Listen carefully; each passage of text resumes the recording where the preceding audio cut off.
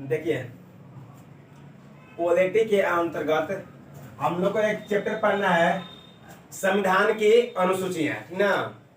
Polity में एक chapter पढ़ना है, संविधान की अनुसूचियां। देखिएगा, संविधान की अनुसूचियां में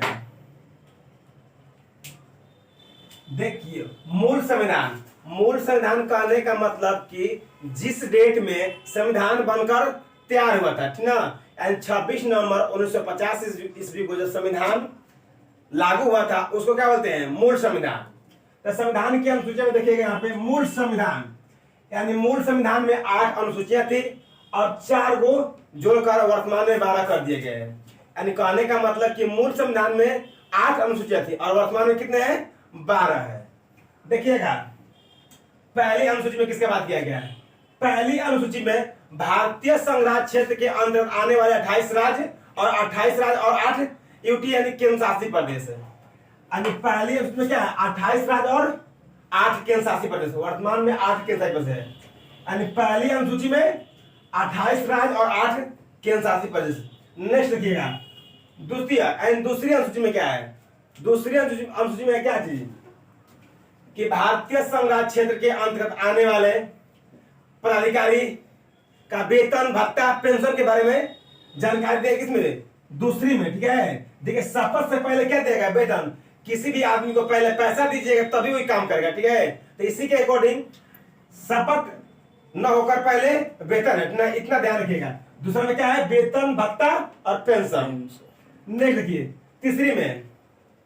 तीसरी अनुसूची में क्या है, देखिएगा, भारतीय संघराज्य क्षेत्र के अंतर्गत आने वाले पदाधिकारियों का शपथ ग्रहण है। लेकिन इसमें कॉमन इस बात की ये रखना है कि राष्ट्रपति, उपराष्ट्रपति और राज्यपाल, इन सबों का शपथ तृतीय अनुसूची में न होकर इन सबों का शपथ अनुच्छेद में ही किया गया, ठीक है।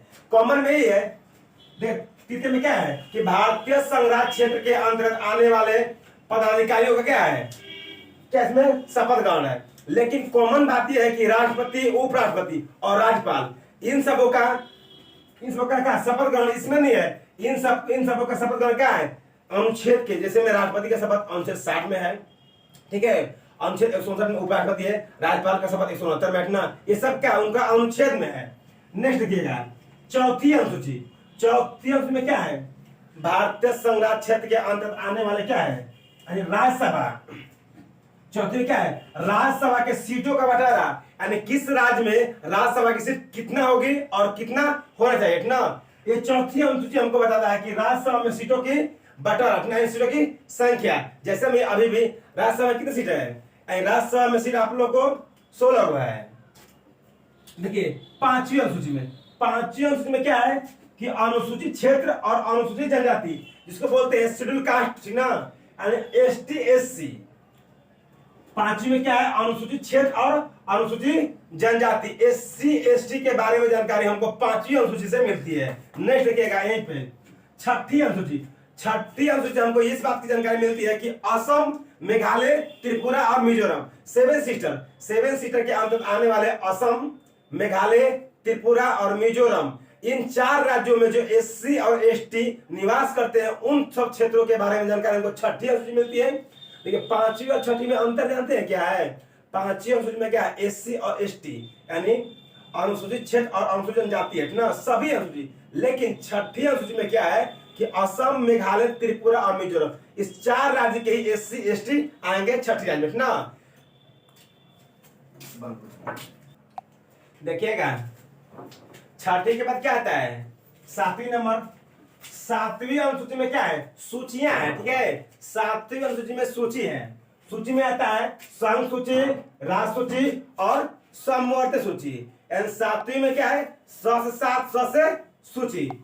7वीं अनुसूची में क्या है, सूची से संघ सूची, राज्य सूची और समवर्ती सूची है, ठीक है। नेक्स्ट देखिएगा, 8वीं अनुसूची में क्या है, तो 8वीं अनुसूची में भाषा है, ना। 8वीं अनुसूची में भाषा का जिक्र किया गया है और मूल संविधान में 14 को भाषाएं थी और वर्तमान में 22 को भाषाएं है, ठीक है। और वो भाषाएं कैसे जोड़ा गया है, कब जोड़ा गया है, ठीक ना, वो भाषा कहाँ बोली जाती है, सब आपको हम बताएंगे। 8वीं में क्या है, भाषा है, यानी मूल संविधान में 14 भाषा, वर्तमान में 22 भाषा, इतना याद रखिएगा। 9वीं अनुसूची, 9वीं अनुसूची में क्या है, भूमि सुधार है। 9वीं अनुसूची में भूमि सुधार है, ठीक है। 10वीं में क्या है, 10 से 10वीं, 10 से दल बदल। 10वीं अनुसूची में क्या है, तो दल बदल है, यानी कोई भी कैंडिडेट इस पार्टी से उस पार्टी में, वर्तमान में देख रहे हैं जी, यूपी में चुनाव होने वाला है, ठीक है। कोई बीजेपी से कहीं और पार्टी में क्या कन्वर्ट हो जाना, ठीक है। उसी का मतलब दल बदल, ठीक ना।